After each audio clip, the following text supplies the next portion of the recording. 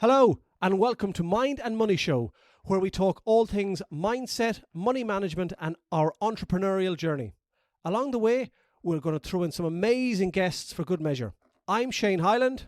I'm Gareth Shears. This show is going to change your life and teach you skills that school never taught you. Boom. And shorts. Away. I'm just looking at your new, what is that? People can't see behind your laptop. What's that piece of software that's working today on it? Don't ask me, I didn't put it on it. I feel very technical today. There's things happening on that laptop there. We got our... Yeah, don't be watching that all the way through this. Right, okay. I'm doing it now. Watching the... We have our new mic. I tell you what, the only problem is the battery won't last on this. Along with many mics behind there. People get us in... Next one's some more cameras so we can have some alternative views. I think they see enough of us. Nah, I can never see enough, can you? There we go. Talking about more or mini budgets last week. What do you call a mini budget? No idea. I haven't got a clue. Is that because they didn't take into account everything in it? Any idea? I don't grasp the concept of doing something now and doing something again in a few months' time. I get it. The world is changing so much that you probably have to. I think it's just something that happens when a new government comes into place, doesn't it? And they have to put their stamp on things. But I know there's a lot that has to be done. There's a lot going on in the world, and we got an interesting few years ahead. I'm glad you say put a stamp in it and not try and balance the books. We ain't balancing any books. This could sound really, really wrong. It seems to me, from someone who doesn't understand politics and has not much interest, is those that are in there now, let's just try and survive the next 60 months.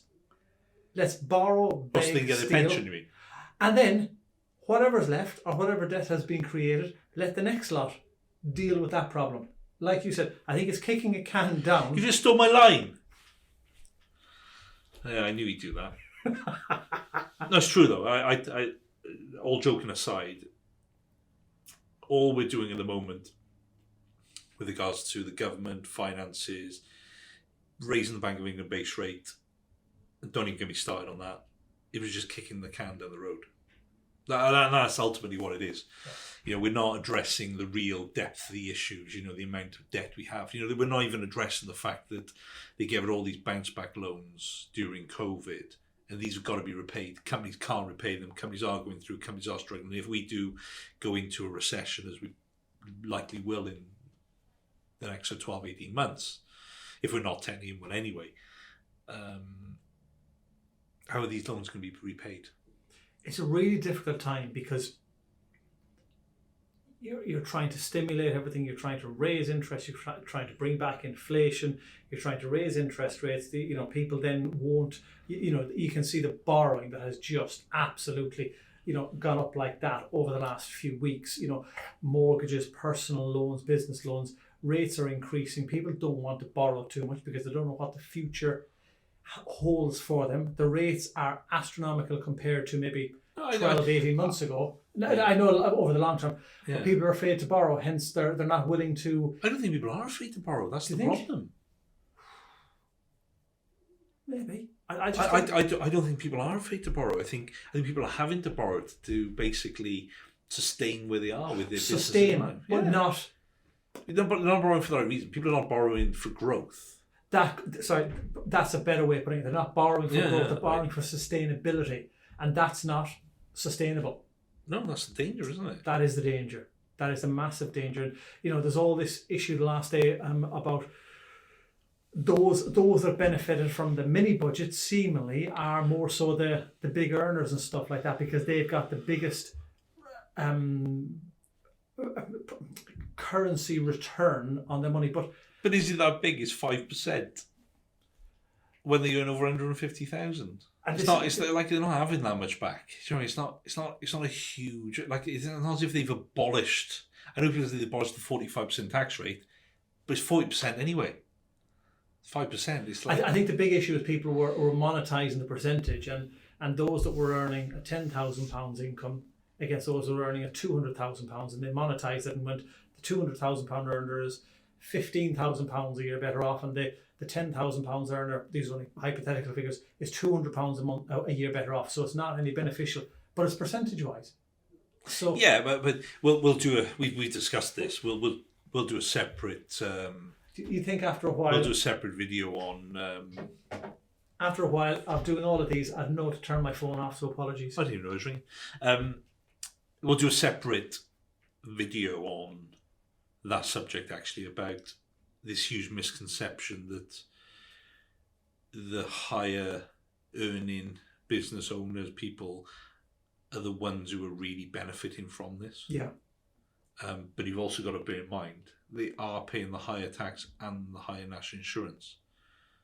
There's a bit more to it than that. It isn't just the fact that these people are kind of rich, because you don't just happen upon wealth when you earn these type of incomes.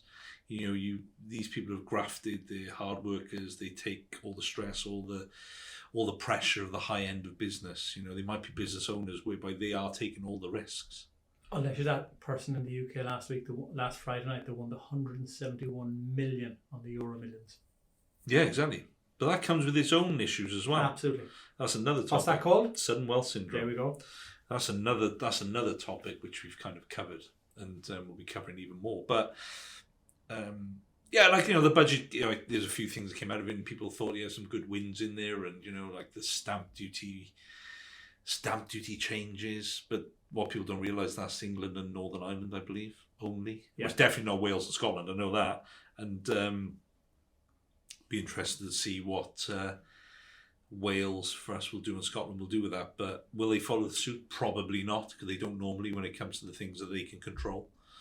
Our stamp duty in Wales is worse than what it is over the border in England. So I can't imagine he's going to do a lot with that. Do I see any positives out of it? Not really. I think we're just effectively... I don't really know what that budget meant. I don't think there was anything that really came out of it was big or... I know. I think it's going to probably drive a bit more money back in the economy short term, but again, we're just not looking at the long term. Is this? I don't know what the answer is, mind. Is the short term answer? We're coming into silly season. Once we get Halloween over, then the economy is going to get stimulated, because indirectly Christmas comes around and everyone's going to spend money. And because the last 2 or 3 years have been a bit crap, everyone will have the notion of going, I'm going to make this a good Christmas now. And so there is going to be a lot of money circulating around in terms of spending for the next few weeks, which is kind of false. I know it happens every year, but over the true reflection of a year, there's going to be a big spike in spending. Well, where's this money going to be spent? And where does it come from? Yeah, where's the money coming from? Because people are notorious for not budgeting, saving, investing. And this is going to be a short-term thing of, I need money for kids, grandkids, nieces, nephews, husband, wives, partners, for Christmas presents. And where is this going to come from? If it's not already saved over the past 12 months, there's going to be, forget about loan sharks, whatever, even a personal loan, when you're looking at 5-6%. But no, it'll go on credit card, won't it? When does that get paid back? And how does it get paid back? Which stimulates more and more debt. So the government are almost, by the very nature of what they're doing of borrowing, are almost saying to people, do you know what? It's actually okay to borrow. Don't worry about it. We'll sort something out in the future to repay back our debt. Yeah. So you don't worry about it. You do the same thing, and we'll worry about repaying your loan, credit card, car loan in the future. That's it. And this is what I mean. This is why I don't think there's no real benefit or relevance to what's happened with this budget. Because what's the tax savings? Going from 20% to 19%. Yes, you're saving 1%. Which is quite good. So 1% on a 30,000 a year salary, right? But that's not all of that, is it? It's only the bit over 12,500. There is a bit of a benefit to those that are saving investing for retirement. Yeah, but let's just talk about the here and now. Like our electricity bills, gas bills are all going up. The cost of living is going up. The cost of nursery costs are going up. The cost of fuel, everything. Yeah, can't put in your car. The cost of insurance has gone up. The cost of you buy your mobile phone with, it all going up. That 1% saving is not going to touch any of that. No. Yes, I know it's going to aid the pension investing, long term, because you know the figures on that. We'll talk about that in a second. But what has it really done? I tell you one thing it has done is destroyed the pound even further. The pound is now, as of today, 108 against the dollar. It's the lowest it's been since 1985. So that budget, and it affected the stock market. So actually, all the good they've done, they've just written off the stock market because no one actually thought it was any good. Will it get Americans to come over here and spend some money on holidays? Why would they want to? Why would they bother? Get cheap pounds. I know, but I don't know what the answer is, but like I say, I think this government will just be in. They'll fart around with bits and pieces, and they'll tweak the budget again. But they've got to look at a bigger, longer plan on how we do this, because our kids and kids are otherwise known as grandchildren. Yeah, they're gonna have an interest in economy. Correct me if I'm wrong, and this is something I had in my head, that was the debt from World War II only was it to America or somebody else only fully repaid in about 2018 or 2019, which was half a century later. And you look at all of the borrowing over the last 24 to 30 months has been astronomical. I don't think this debt will get paid for 3 generations. It'll never get paid back. It'll never get paid back. Because we're compounding it. Yeah. Because we're adding to the debt. And as much as compound interest is the 8th wonder of the world in terms of building wealth, in terms of debt, it does exactly the same. It compounds your debt at a rapid pace, which is going to happen. Yeah, but I don't know what the answer is. I just think that there was a big fuss made about this mini budget, and as I'll just go back to, we are literally just kicking the can down the road. We're going to have more problems further down the line. I think somebody really needs to take hold of it and go, actually, what is the biggest problem and where can we really make the savings? I've seen a YouTube video on it. Someone that called into a radio, TV station or whatever it was in the UK and gave a solution. And in fairness, his solution nailed it all, of how you could actually reclaim all the tax and actually pay down a lot of the debt quite quickly. But they'll never do that, because that was a sensible way of looking at it.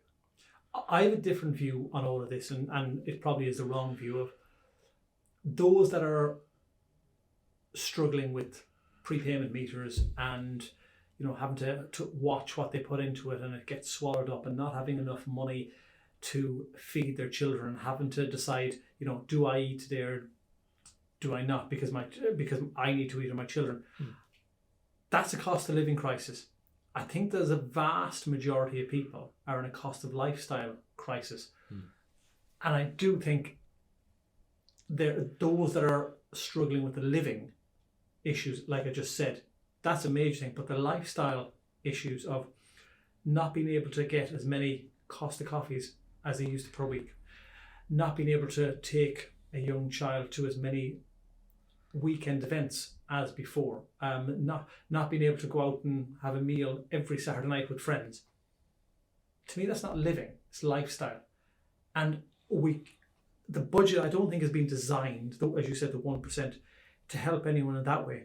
I think the first port of call is helping yourself and almost looking at what you spend and understanding what you spend and how you spend it, rather than trying to wait for a handout from the government. Because no matter how much money you get back in tax relief or in money that they give back to you in benefits or whatever it may be, those people that are having the issue with the lifestyle crisis, it's not going to touch the sides. No, exactly. And like I say, we've got a personal responsibility that actually, it doesn't all fall on the government. I know saying that we need to come up with a solution, but the solution probably is that we need to help ourselves, don't we, as well?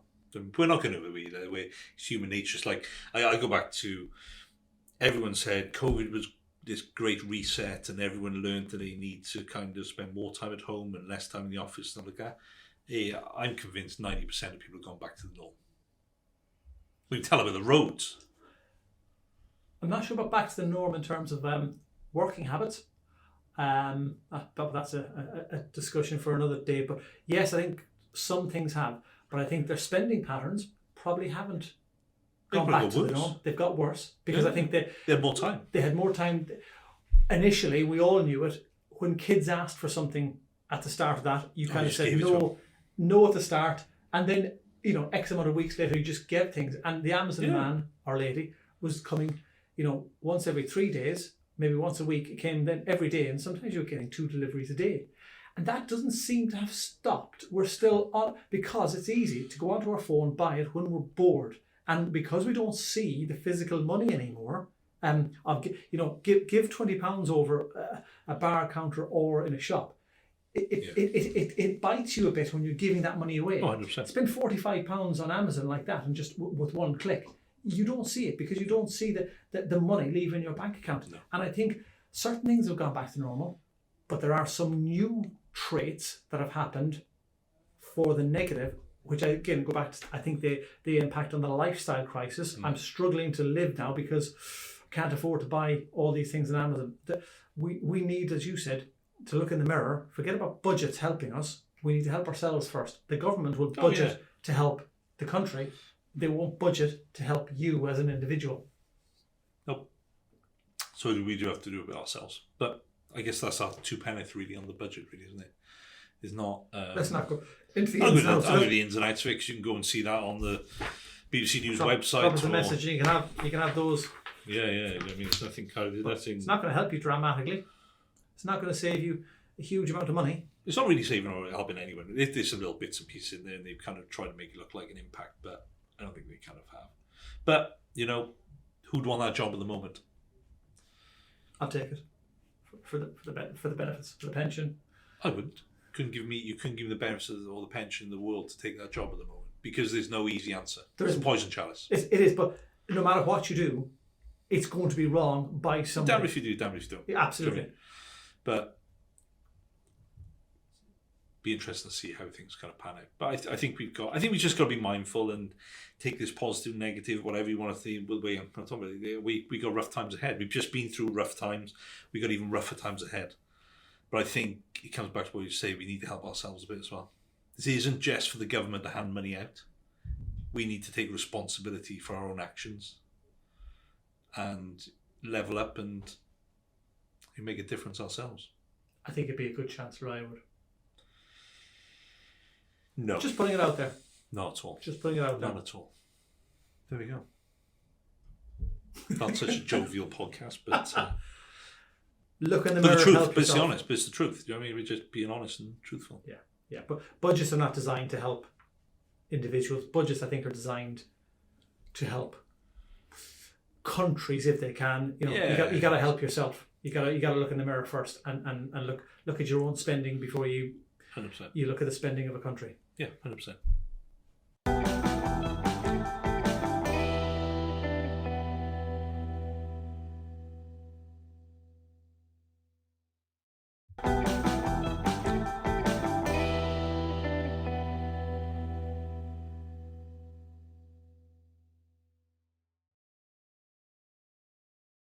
Thanks for listening, and if you enjoyed this episode, then please subscribe and remember to follow us on social media for more content like this.